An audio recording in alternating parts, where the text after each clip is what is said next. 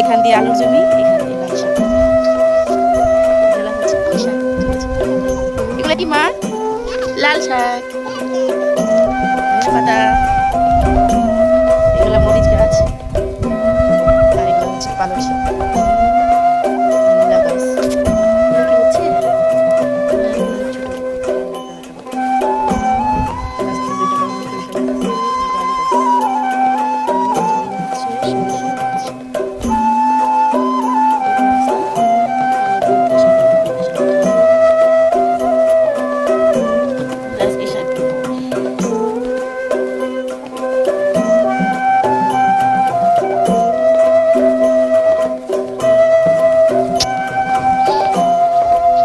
ছোট ছোট চারাগুলো হচ্ছে সরিষা গাছ, আর এগুলো মূলা, লাল আলু।